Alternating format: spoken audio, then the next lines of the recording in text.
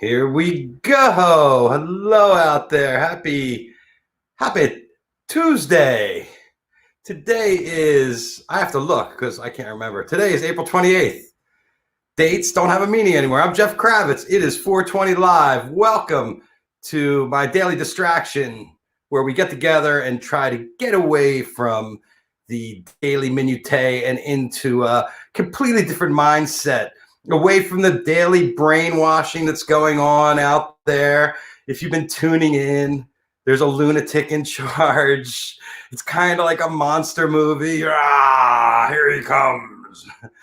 We are watching the whole world explode. People are up and out and going out. And, it's a new day. We're surviving in our pandemic pivot here and bringing you a little bit of distraction into the dailiness. We've had an amazing run here. We're in the week 7 of this. This is day 43, my 43rd episode, coming to you live and barely alive, hanging on the edge here in Los Angeles.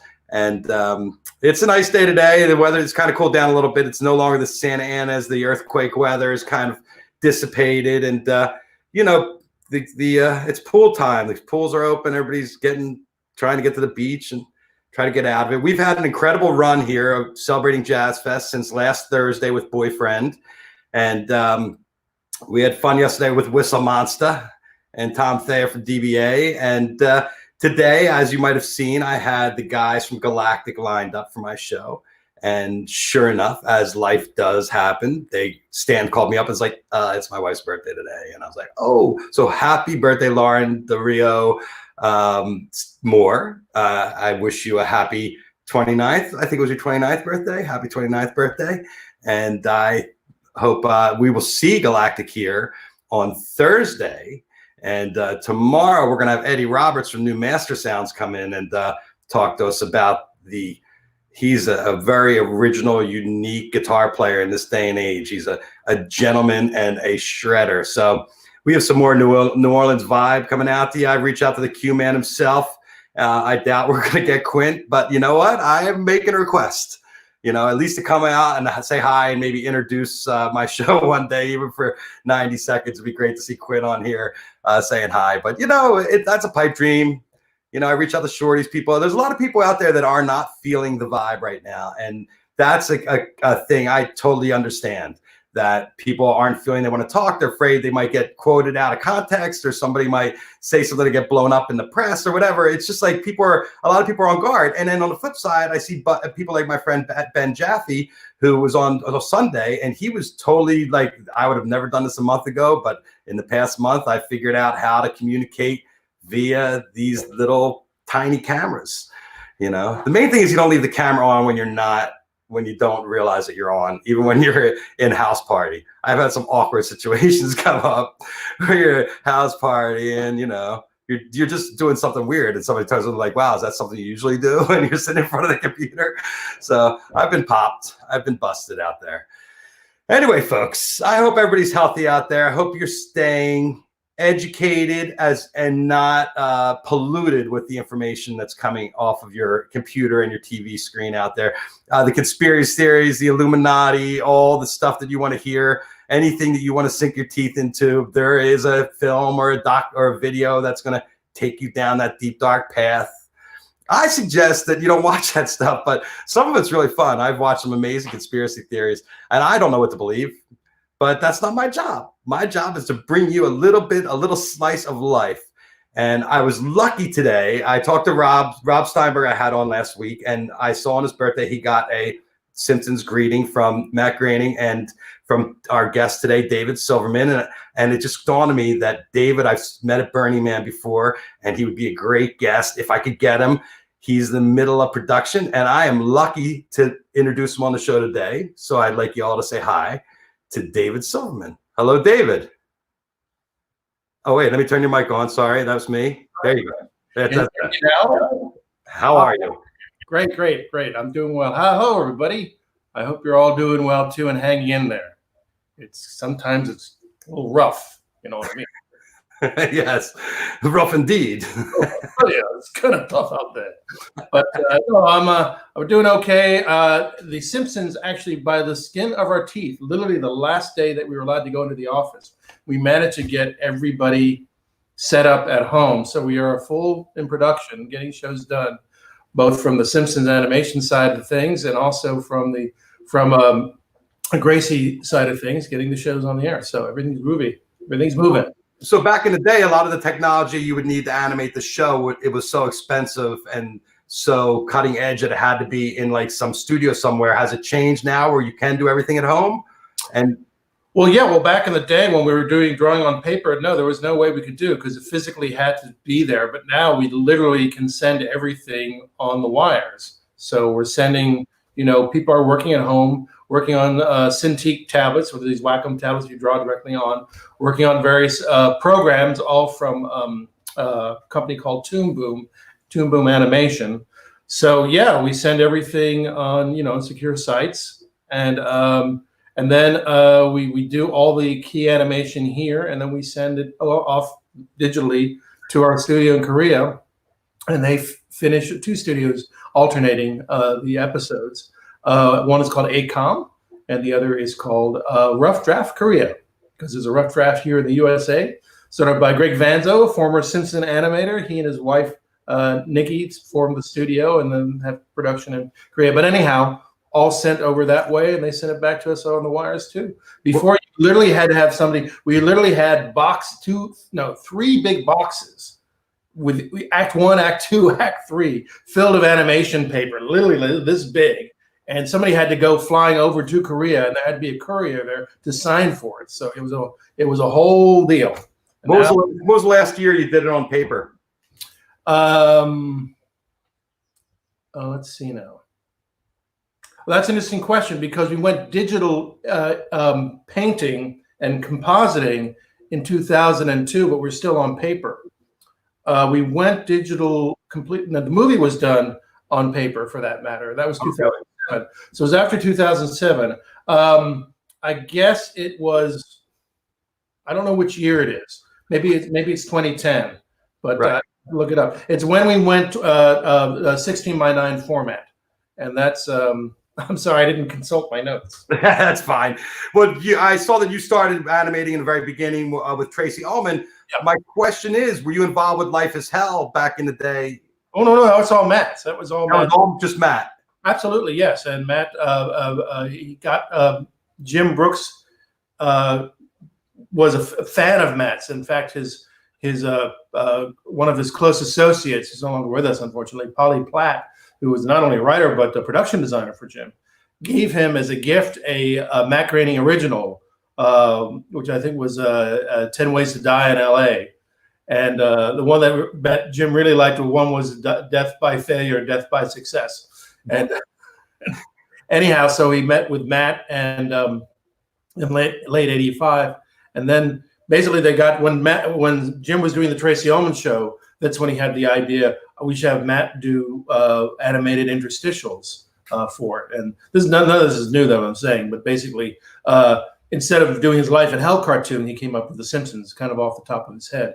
And then we developed it. When I say we, me, Wes Archer, and Bill Kopp originally were the 3 animators, and we were working with Matt developing, the show and the look, basically week by week. And that's how the whole thing started.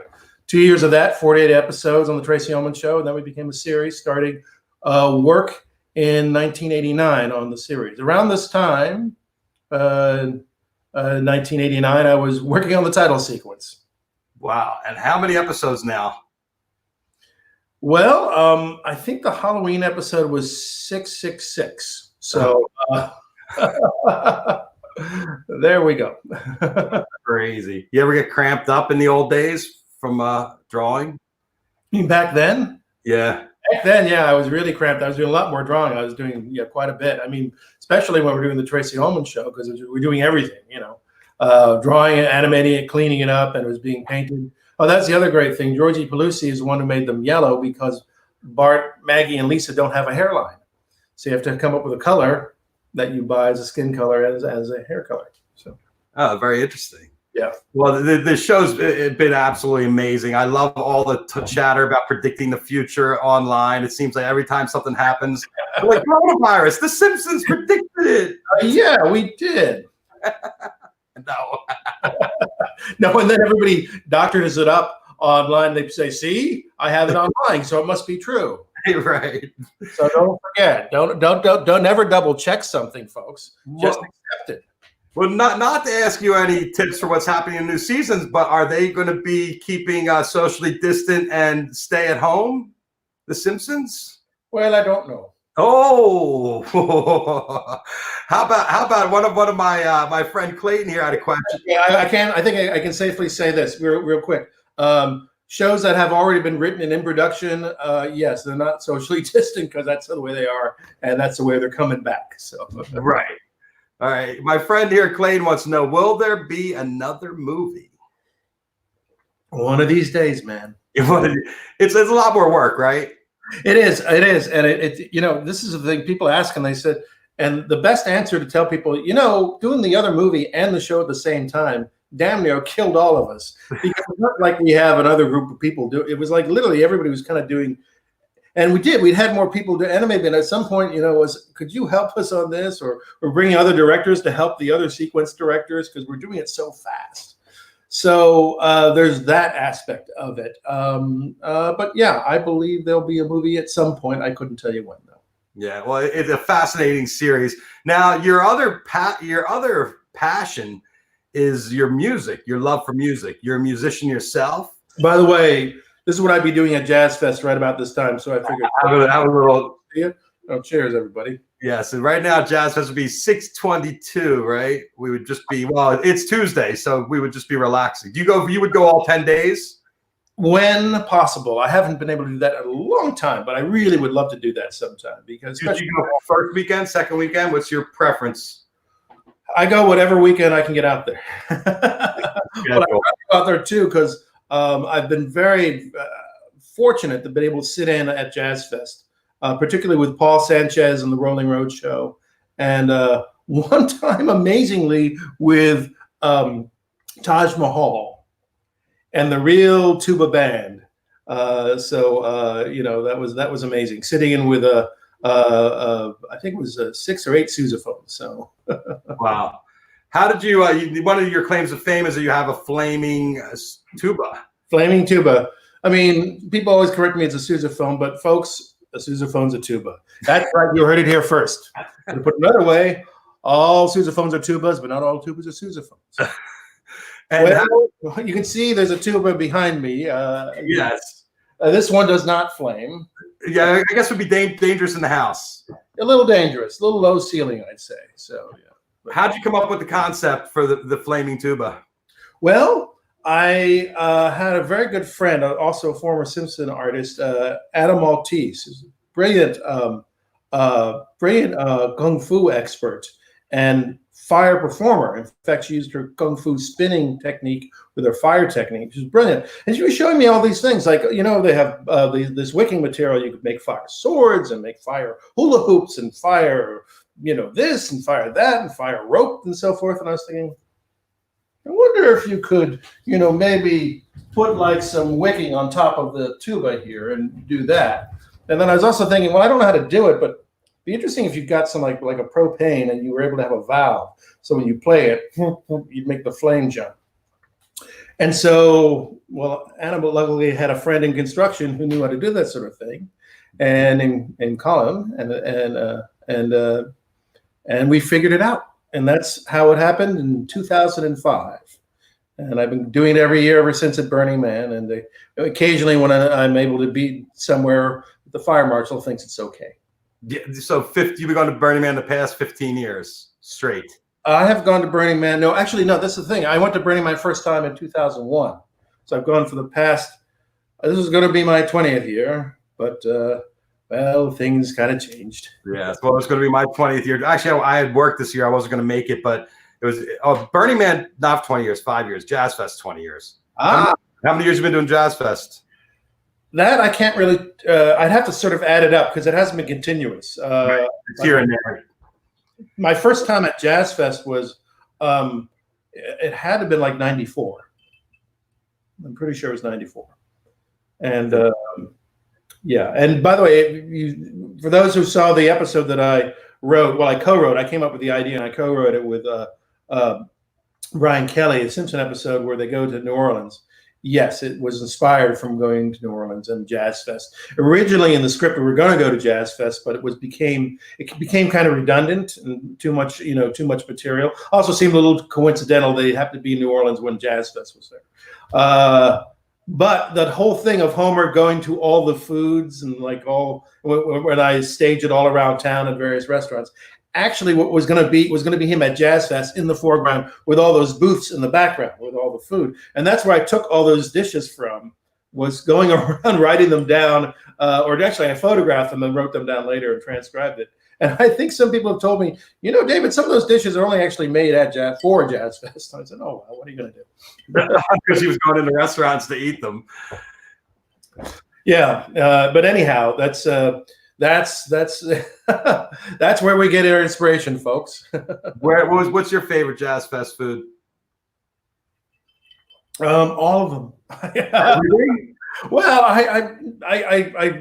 what's that one thing that you do at Jazz Fest and you're like, I gotta have to feel like I'm here? I don't know. Well, I guess any etouffee, because that's where am I going to get etouffee in Los Angeles, like New Orleans, or as Homer would say, muffalata, Yeah, getting a muffalata at Jazz Fest is pretty awesome, isn't it? No, yeah. I mean, I just love the food there. It's just so crazy. It's just that on the weekends, it's hard to get in with the lines and everything. But it's worth a wait, isn't it? Yeah, absolutely. What's one of your favorite acts you've seen out there? Do you have like a favorite fest or a favorite? Oh, so many of them, man. I'm really bad at this stuff, man. Are you more into the New Orleans music or the touring acts? I love New Orleans music because that's where I come to see it. So like I go into Economy Hall, I just sort of park a bench there, or I go to the Zydeco tent, or Congo, depending who's playing there, or love the brass bands marching through. I go for the things I can't see in Los Angeles. Yeah, it's great to see the big main stage touring acts and the great old rock and rollers and all that. And I think that's awesome. And I try to see that, but I'm less interested in that because at the end of the day, I could probably catch their act elsewhere. What can I not catch, only at Jazz? What can I only get at Jazz Fest? That's what I go for. That's why I like seeing the what is it? The Leviathan Foxtrot Orchestra, something like that. And talk about your band. You're in a band called Vaud and the Villains. Vaud and the Villains. Vaud and the Villains, started by a wonderful guy, Andy Como, who's a very good actor, and his wife, Dawn Lewis. And it's anywhere from it expands. It either can be as small as 12 pieces or as big as 20 pieces, depending. Wow. And we have had a wonderful time together. They started the band in 2008. I'm almost an OG. I came in the same year, but not exactly at their first downbeat. I came in a little later. And the first time I played with them was at the Halloween Carnival in Santa Monica, in West Hollywood. And I guess nobody's playing much anymore, right? Right now, at least. Well, not at the moment. Although we might do something kind of socially distanced, like four of us get together, space apart, and play for. A friend of mine has the Other Door bar. Ari, who has the French Quarter, Black Rock City French Quarter. Right. We might do something for that next Tuesday, because I don't think there's a way to really play on Zoom individually. No, I think there is an app called Acapella. Oh, really? Yeah, that people are using to great success, where you can lock in with your headphones. Really? And I used one to play with some people called Jammer that works through your computer, but there's no visual. So you would have to get like on a Zoom room with everybody to see everybody. So I'm certainly glad I came to the show today, ladies and gentlemen, to learn. Well, I play guitar, so it's a dilemma because I like to play with my friends and jam, and it's like just to get my rocks off, and we can't get together. And I'm trying to get the band to be like, okay, come on, we haven't been sick for 6 weeks. Well, I'm not. I don't have enough of the right equipment. I've done some experiments with like playing with, and recording myself over and putting together in films and things like that. But I also taken this time out to learn how to play like some other instruments. Let's check it out. Yeah.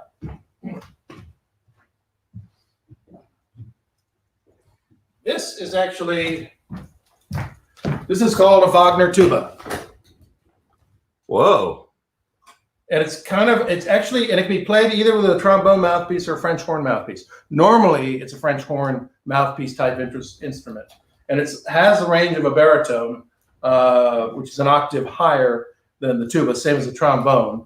But I'm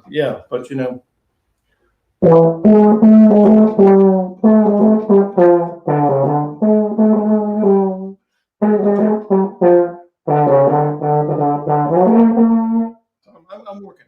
You're working on it. Why don't you play a little something on the tuba for us? All right. Is that all right with everybody? You should ask them. I don't think people they're jonesing for music right now. This crowd. Okay. This will be our tuba. We had George Porter playing a little bass, but this will be the first official. All right. Well, I'll have to sit down on this one, although you won't be able to see me. So here you go. Okay. Let's see if I can work this out. How's that sound? Is that okay? Oh yeah. Okay. I'm going to play an old chestnut called Asleep in the Deep.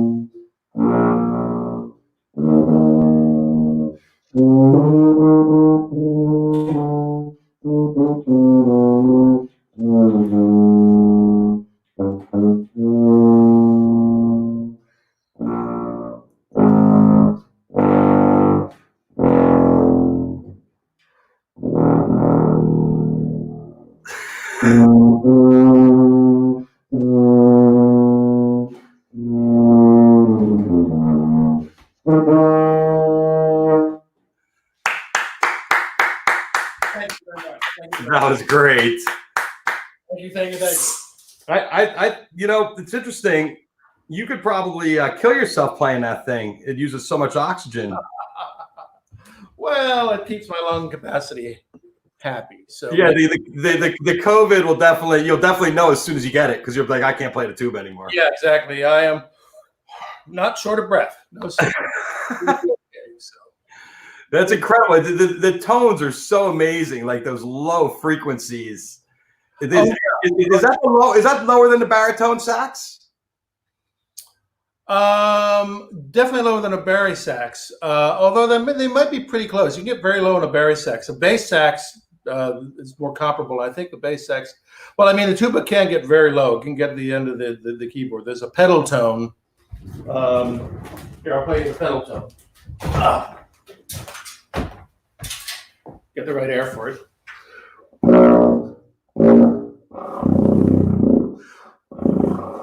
Oh, sorry. Oh my God. That is the pedal tone B flat. That's like the lowest B flat on the piano. Wow. Anyhow. How did you pick up a tuba of all the instruments? Well, like you say, I like the sound of it. I Right. really like this. I love the way it sounds, and I love the fact that it can be, a melodic instrument, and it can just hang out playing the bass line. You started in college, right? Yeah, well, but before it, in high school. Oh, you started in high school. Mm-hmm. And then were you in a marching band and stuff at UCLA, right? So I had no intention of joining marching band because I was so busy. I was in the animation, the film, the film workshop and all that. And I didn't have any time, and they kept wanting me to go. I was in the concert band. I enjoyed the concert band. I had time enough for that, but they wanted me to join the marching band, and they just said, "Okay, look, we're going to go to Japan this year. If you join the band, you're coming to Japan this year for 8 days. What do you say, pal?" And I said, "Okay." Talk me into it. I have a friend whose son is at UC Berkeley, Max Dorff, and he's in the band, and they have a whole routine and choreography, and they're a huge part of the football celebration. Oh. Was the same thing back then when you were doing it? It was great. It was so much fun, and I had made a lot of good friends, and also it actually was very good for me as an artist because I became the band cartoonist naturally, and it was great because I would do these drawings for the newsletter every week, and I would really get into them, and I'd really kind of helped develop my drawing style, and made a lot of friends out of that too, and yeah, we had a great time. We had a great time with all the other bands that we played with too, like the Stanford band and the Michigan band and so forth. We just had a great time. Playing against each other, and then we just party all night. That's the life of musicians, my friends. It was a beautiful thing. So you got out of college. You got in with the Klasky Csupo. Was that Rugrats one kind of your first thing? Your first big? No. When I got out of college, I was freelancing, and I worked at a company called Laser Media. We did laser animation. And freelancing around, I worked on The Adventures of Mr. T, and an animated series called Turbo Teen, if you remember that, about a teenager that turns into a car. The way we do. The normal. Yeah. But then I worked on a film called One Crazy Summer, which was the Savage Steve Holland film.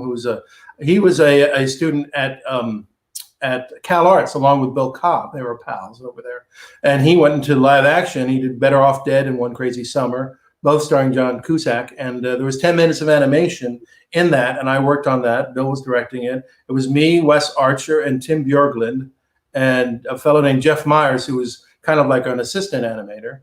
And we worked on that that was a nice gig for us. And then because Wes Archer had worked for Klasky Csupo previously, he got myself and Bill involved on the Tracy Ullman Show. And that led to The Simpsons, of course. And that's how that happened. Now you know the rest of the story. Oh, so there wasn't a Rugrats. You didn't do Rugrats. Well, that was later, first of all.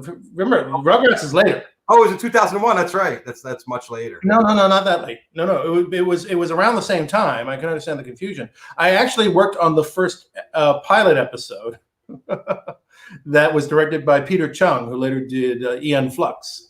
But he directed the first, and I did some animation. Wes Archer did. Rich Moore did a scene, and even Brad Bird animated a scene on that. Who were your influences growing up for animation? Like, who was the guy who set you that you were like, I gotta do this? Well, I was always inspired by the Warner Brothers cartoons, and I didn't realize it at the time, but I was inspired by Chuck Jones's cartoons particularly. So I was inspired particularly by his animators,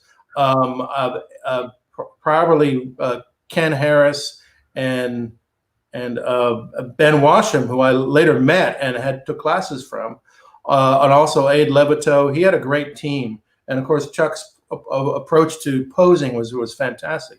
He's a brilliant animator and artist himself. But also, I was influenced by the art of Walt Kelly, who did a comic strip called Pogo. And I found out later he was a former Disney animator. So that made sense. In fact, one of his very best friends, and he studied with, and they became like this, was Ward Kimball, one of the 9 Old Men of Disney. Great animator, did the Mad Tea Party scene, and just a great animator, designer, and a great musician. He formed the Firehouse Five plus two New Orleans style band, and they were very popular and famous. And so the connection of music and animators continues, hopefully. I got to meet Ward Kimball as well, so another influence was Ward Kimball. So the art of Walt Kelly, just his drawing art, inspired me in the inking style, et cetera, et cetera. Go ahead, you were about to say. No, how about Chris Galuski? The Ren I mean, he's brilliant. I love John's work, and he's a great guy. But I wasn't influenced by him because we're like contemporaries, right? So I can't say I was.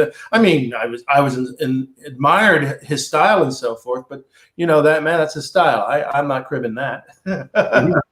No, Matt's style is really unique, and he's done such an incredible job. And the Simpsons, legendary. Your work on it is just it's just the stuff that all of us counterculture kids, especially in Fish, all the Fish heads. Really, we used to trade those Simpsons episodes early on. We used to pass them around the videotapes. You know, we got Fish on an episode too. That was good. Right, the voter registration. Right. Yeah. We can't just stand around here looking at our hands, although. So talk a little bit about your love for New Orleans and how that developed, and introduce our friend who's going to come on next. Well, the first time I got to New Orleans was in 1992, and I happened to get there during French Quarter Fest, and it was wonderful. And I met people that I still know today. I met Tom McDermott, by the way, at the time. We became acquainted there. He was playing piano back then for the Dukes of Dixieland when they still had a place on Bourbon Street. I met Dr. Michael White, my first visit there, and we became acquainted and friends. And also met Steve Yoakum and Steve Yoakum's Black Dog band. And we became friends later, but I may have met Matt Perrine, great tuba player, Matt Perrine, probably one of the best on the planet. And I fell in love right then and there, not only with the music, but just the whole city. And then later on, 10 years later, in 2002, I met Ben Jaffe, and we became very good friends. And then our next guest. Can we introduce our next guest? Yeah, sure. Introduce him. Our next guest, go ahead. You introduce him first. All right. So I'll explain. There's certain people that are just full of life and personality and energy. And the first time you meet them, you're like, this guy's taking my breath away. Certain human beings. And Travis Laurendine, I met him for the first time in Outside Lands. He had an experience where he told me that he thought he was John Lennon, reincarnated by the end of the experience. And I fell in love with the kid afterwards because I love John Lennon. But we met on the playa because he heard me playing the tuba, and then he came out and he saw it was a flaming tuba, and I think he was telling his girlfriend at the time, it's like, oh, you gotta see this tuba player. He's on fire. Oh yeah, he's good. No, he's good, but he's coming out of the tuba. So you met him on the playa first. Yeah. And he actually is responsible for bringing Prez Hall all the way out there to the playa to his second line. And Travis has been doing a great job since the beginning of this pandemic with his own response, which is creating the Sofa King brand, which is bringing nightly streaming from New Orleans musicians into the homes of everybody around the world where people can donate. And he's spent a ton of money already feeding everybody and keeping food on everybody's table.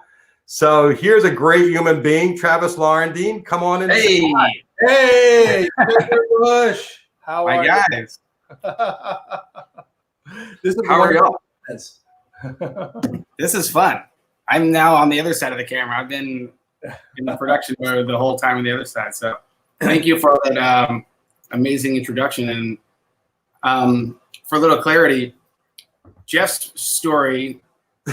I fully passed out. I was gone for like maybe 10 minutes. where I just was in a whole nether world, flying around. I had like, it was like the movie The Notebook, where it was like I was watching things from my own life when Paul McCartney was performing. And then the next day I go back and I don't remember anything. And Jeff put all the pieces together for me. And I went back to the same spot. And we've been friends of our friends. I think I met your daughter. Yes, you did. All my kids were there, and you literally passed out, and I caught you, and I put you down so you could sit down and catch your breath. And when you came to, you told me this story about how Paul McCartney was on stage singing, and you realized that you were John Lennon reincarnated. And I started to do the math back. What year were you born? I was born in '83. Yeah, it's possible. He was killed in 1980, so 3 years of figuring out, yeah. Well, Travis, you've done an amazing job. Talk about the first time you saw David playing his tuba. What that was. Yeah, so this is a great story. So I'm. Turns out that David was in the camp directly next to us, and so I wake up in the tent. And I wake up to hear Rebirth, "Do What You Wanna." Okay, and I'm hearing Rebirth, "Do What You Wanna," and it was in my dream, right? The song. And so when I came out of the dream, I was like, wait, that wasn't in the dream. I'm really hearing this. So I'm like, I got to go check this out. And so I go to where I can see down the road and see it. And I can see like from afar that it's on fire. So I go back to the tent to tell my ex-girlfriend, who you met as well, Jeff. Yeah. And I was like, Neon, you got to come see this tuba. The guy, the tuba's on fire. And she's like, it sounds good. I'll be there in a minute, whatever. She's like, got to get ready. And I was like, no, it's a flaming tuba. And she's like, I get it. Let me put some clothes on. I'll meet you over there, right? And so I'm like, all right, deal with what you got to do. I go over there and have this whole thing, and eventually she got it. Eventually she came over like 10 minutes later and like understood and like became an instant fan like I did. And then, the funny small world is that, after David stopped playing, we ended up talking and realizing that he's like, Ben Jaffe, this is when I lived on Frenchman. I was like, he's my neighbor, And we ended up hanging out after Burning Man back in LA. This is when I was like in LA a lot. That's right. Yeah. I forgot about that. And we've had endless adventures. And then just yesterday, I shared the video of the first time David came to New Orleans with the flaming tuba, which was we had a video shoot planned for Trombone Shorty's album release, That Symphony, and we had a drone thing. And we were going to plan this whole situation, but they wanted to do a rehearsal of it, kind of. And so David came to Troy's studio. Then he went to you stayed. I went to Home Depot and got the propane tank because David was like, do you mind if I stay and hang out at the rehearsal longer? I was like, I'll go get the propane tank. Come back with the propane tank. The band took a break. David sat outside the studio and just started playing. All of a sudden, everything shut down. Everybody, the whole band was just like fascinated. All of a sudden, Troy sees what's happening. And then Troy's like, go get your instruments. And then they just started playing. I go live from Facebook. This is the first time that David's ever played the flaming tuba in New Orleans. Like literally within like 1 minute, we're live. Just making sure it worked, Exactly. It was just to see if it worked. But we then go into the parking lot directly next to the studio. I'm on Facebook Live, like walking over there and filming it. And that video just went viral on its own. So then we canceled the video shoot the next day. We're like, well, we're already really got the viral thing. Right when it hit like 4,000 views, I changed the caption to have the link to be Troy's, pre-order the album. And that album was his biggest release ever. And it was the first time that he entered into like the top 50 on the Billboard charts. Oh, that's wonderful. I didn't even know that part of it. That's great. Yeah, so it ended up going like so much more viral than we could have ever imagined. Oh, wow. And like we're waking up like days after where it's like, oh, look who shared it today. It's like Bootsy shared it today. Basically it became like a thing for that entire Jazz Fest period. It hit 1 million views by the time Jazz Fest was over. And it was just like this amazing thing where it's like, Jazz Fest, David, Troy, like everybody's dreams came true, like all in one little magic video. And the amazing thing about like online video, and this is something I keep telling people when they're thinking about it, is like you do an event, it's here today, it's gone tomorrow, but you do an amazing video event, and it lives forever. You always have that 1 million views. We always can point back to that thing. It's a permanent part of the online culture, and that, you know, yesterday when it popped up, I was like, you know, I had just as big of a smile as when I saw it the first time. So I love that story, and it's also really cool because, you know, we're also helping a New Orleans artist get to, you know, a higher audience, because you know that viral videos are the #1 way of promoting things these days. Yeah, yeah. Happy to do it, and it was a great pleasure to play with. As I said, it was great to play with Troy and his wonderful band. You know, just like such great people and just terrific musicians. You know, and I remember right when it happened, Troy turns and says, "I want to be in the Simpsons," and I was like, "Hold your horses there, buddy." Like, you know, like, you know, I was like, maybe one day, something like that. But he manifested that because literally David came to our show, or came to Troy's show at the Sanger. And then on the way, I remember we're walking from the Sanger, the show that was the rehearsal for, we're walking from the Sanger to Preservation Hall. And David said, and I remember this clear as day, David said, you know, I've had this idea about Homer coming to New Orleans and eating all the food. And, you know, it's like a Simpsons New Orleans episode. I think that you had pitched it like 10 years earlier or something like that. Well, we thought about it. Oh, I said earlier, we kind of thought about it. And then I, you know what, I found a hook to it. And the hook was that Lisa losing her mojo to play jazz and then regaining it.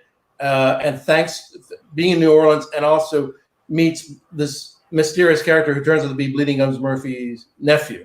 And I thought that was kind of sweet. And then we could figure it out from there. Exactly.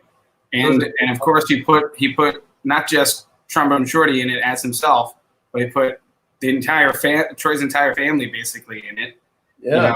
You know, and Jannard Andrews and the rest of the New Breed Brass Band. And then this was like the amazing thing that, like, I literally cried when I saw this.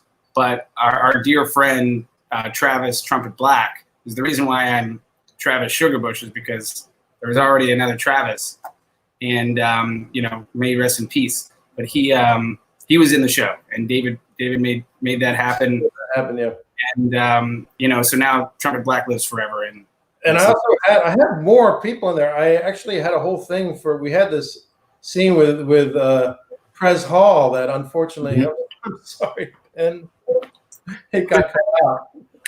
But what's great about it is that Homer's going to say, "You're not related to Sideshow Bob, are you?" And you cut to Ben, he goes like, "Well, I know. What makes you think so?"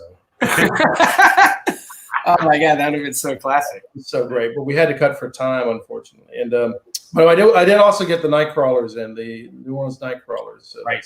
That was great to get them in. And also to get in on that, one of my favorite recordings is their version of Just a Little While to Stay Here. It just always makes me happy. And it was nice to get that on the show. Totally. I love that. And you had the New Breeds song in there. And then did you see the tourists who came and recreated Homer's thing? Yep. That was so cool. You saw that, Jeff? No, yeah, the Swedish ladies or whatever. Swedish girls who Oh yeah, well I helped them. Remember, Jason Jerzak texted me about it, so yeah. I gave as much help as I possibly could, and that was amazing. It was terrific. It was just so cool. The gift that keeps on giving. So Travis, you guys have a little project coming up here, 504, that I wanted to plug. Yeah. So that Dave is performing at, as well as many other famous New Orleans lovers and musicians. Mm-hmm. Why don't you tell us a little bit about it? So, you know, we did SOFAKING and it became like so much bigger than we could ever imagine. I mean, we worked, you know, 30 straight 18-hour days to go and, you know, with a team of like that at one point was like 50 people. You know, just people doing everything, like creating this thing from scratch. And we did $150,000 for musicians and chefs. And, you know, while that was great, we then were alerted on, I guess it was April 5th or 6th. I don't even know what days it is anymore. But on April 5th or 6th, Kevin, my partner for the conference Noise and the creator of Twitch, he's of Asian descent and has a lot of better information about the COVID and Corona things. And he basically was like, look, I know what's happening with this entire PPE bottleneck. I know how to get around it. And he made an order because we got word directly from doctors and nurses that, whoever, no matter whose fault it is, they just didn't have enough protective equipment. They were using the same mask for like multiple days in a row, when you're supposed to change masks based on every patient. So it's like they had like 20 times less the masks that they needed. And so we were like, let's go and do an emergency fundraiser. And it was like the tallest order ever to go and not only like get all the talent, but also to like produce it as a live show, not as like you see a lot of these benefit shows, they're actually pre-recorded, like the Live from Here and all these other things, they're all pre-recorded.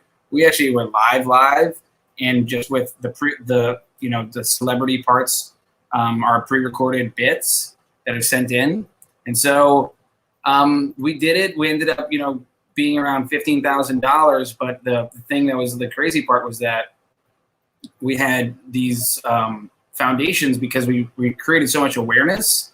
We had these different foundations come to New Orleans Rescue, and we had over 200,000 masks donated directly to the city. And right now, the city has like their first responder PPE place, which is for doctors. I mean, not for doctors, for the police and firemen and everything, and that's based in the Smoothie King Center. Right now, that's being supplied by 504 Live. And so we couldn't be more happy to be able to help the city in the time of need. And so the crazy thing was, now that we already have the show built, we already have the logos, we have the overlays, we have like essentially like a digital Sanger theater. Now it's easy for us to do it again. It's a lot easier for us to do it again, right? Because we have all the run of show. We just have to change people. We have all the celebrity pre-record, so you'll see David again in the next show, because we already have it, right? We already have it in the can. We have Matthew McConaughey and Nicole Kim and all these other people in the can, so we'll be playing them again. This time we got the Mannings. This time we got John Baptiste. This time we got Juvenile the rapper. This time we're actually going to have something, from a bunch more a bunch more stars, a bunch more local figures like the Saints and Pelicans and things like that. And we have like actual media partners and other things that are helping us push it to a much wider audience. And we're working on, if everybody's watching the show, like the biggest thing you could do to help besides actually donate is to share the live link on Monday, 5:04 p.m. Central Time when we go live, because we're just fighting an algorithm game. And the more shares that we get, the sooner in the broadcast, the more lookalike audiences that Facebook is going to share it to. And so we're creating a campaign right now to find everybody who loves New Orleans around the world to just agree to be on an email list that we're going to send at 5 o'clock to say, hey, share this link and help us get that much more of an audience for it. Is there an Instagram page or something? Yeah, so there's 504 Livestream is our handle across socials. 504 LIFESTREAM, and it'll be broadcast through Sofa King. The Sofa King update that I have for y'all is pretty great, which is Sofa King is actually live. Last night at so Sofa King was always live with the MVP website, right? And so in this, the way we do startups as like scientists is that we test a hypothesis before we go and build all kinds of crazy stuff, right? You test with a minimum viable product that you need. And so the minimum viable product that you needed was enough that people were tipping into the musicians. And then it validated because we had 150,000 people tip. Then we took all those things and actually built a piece of software where the new software, we had it last night where I only had 2 stages, but I can have infinite stages. And last night, the 2 stages were WWOZ Piano Night and Tipitinas. And you could click back and forth, and just like, on Facebook, if they have all these streams, you got to go and sort through Facebook, and you got to sort through, like, see Donald Trump posts, and you see all kinds of other shit, and you get distracted, right? Instead, we go and we basically have created an abstraction layer that abstracts away all of the non-live stream related things and creates TV channels out of it. And, right now it's all music-based. And right now it's not really that populated because I just like have had a million things to do today. But over the next couple of days, I'm going to go and be creating a bunch of channels. I'll create a 420 Live channel for you, Jeff. And basically people put in all the different programming. We're going to have user-generated programming and curated programming. And essentially we're creating like a new global TV on, that has been spurred out of the back of the need to create a online festival. And I couldn't be more happy to do it because, I've had a lot of ideas about like future of TV. David will attest that I'm always thinking of like crazy future of TV ideas. And I'm writing. We're going to start writing them down. Yes. So now's the time, right? And I think that for me, like just on a personal side, I'm always energetic, but I also like have like my own demons. And about 8 months ago, I was in like the lowest part of my life where I was just very sad and felt like I was a failure and felt like I didn't have anybody listening to me. I couldn't get any of my ideas done, and I wanted to like be out. I wanted to like leave the music business. I wanted to leave New Orleans and just like get a whole new start. And luckily, I have like really great, family and friends who helped get me out of that rut. And now I feel like their whole, it was all just a test, and all of these relationships and ideas and everything that I had actually meant something, because now is the time when it's not just my friends need it, it's like all of humanity needs it. And everybody needs new solutions and new economics. And I'm happy to be able to say that like I've already thought of all this stuff, and I'm ready to adapt my crazy Chinese menu of ideas from, everybody else when they smoked weed when I was like growing up would just like want to watch TV or play video games. And when I would smoke weed, I would write TV shows and come up with video games and come up with ideas. Eventually, like my friends were like, "You can't hang out with us anymore because you go shut the fuck up." We just want to play video games and just watch TV. We don't want to write TV, And so all of those years of me generating ideas, 8 months ago, I was like, what the fuck was I doing? Why was I coming up with all these things? Like, no one cares. And now, even like the phone call that I was on right before this, I was like, oh, let me pull this idea from 5 years ago back and act like I just came up with it to this person on the phone. And it's great, and now the world is flatter than ever, and people can be from New Orleans and be connected to all kinds of things. And while SOFAKING started as to help our specific friends in New Orleans, the people all around the world, I really think are the beneficiaries. And how cool would it be for people around the world to just have a really easy way to tap into New Orleans artists and vice versa? Well, I love it, and you've done a great job. You made me really proud. So thank you, Travis. No, thank you. Thanks for having me on the show. And I'm sorry I wasn't on the show week one. Jeff, I tried to get in week one. You were so busy. I was like, all right, I have to wait. Yeah, I feel bad. And you're an inspiration, and I appreciate what you're doing out there. So thank you. And I want everybody to tune into your show coming up. Yes. So thanks. I'm going to sign off with you, and we're going to finish up with David. Thanks. All right. Thanks, y'all. All right. Great. All right, David. See you soon. All right, bye. Yeah, he's one of a kind, huh? Oh, he's the greatest, man. He's really, as you can see, ladies and gentlemen, he's very energetic.